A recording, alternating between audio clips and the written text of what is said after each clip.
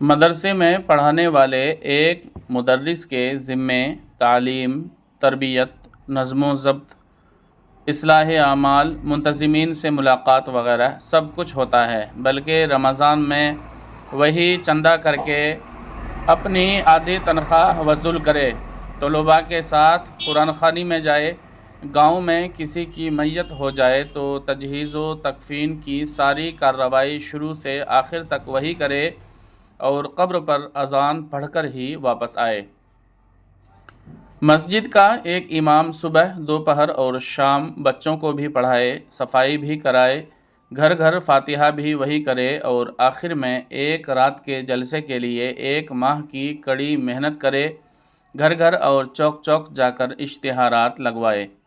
اسی قوم کے ایک رات کے جلسے میں صدارت، سرپرستی، سیادت، قیادت، نظامت، نقابت، ریاضت، حمایت، لطافت، نیابت، شرافت، نگرانی وغیرہ وغیرہ فرمانے کے لیے الگ الگ نہایت ہی مہنگے اور نخریلے شخصیات بلائے جاتے ہیں۔ اتنا ہی نہیں، بعض عہدوں کی کرسیوں پر مقرر شخصیات براجمان ہوتی ہیں۔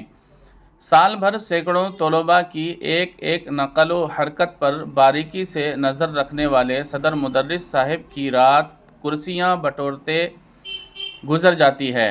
سال بھر سحر کے وقت سے رات کے 11 بجے تک طلباء کے پیچھے پاگلوں کی طرح لگے رہنے والے حافظ صاحب مہمانان خصوصی کو کھلاتے پلاتے اتنے مصروف ہوتے ہیں کہ انہیں صلاۃ و سلام ہی کے وقت شرکت کا موقع میسر ہوتا ہے۔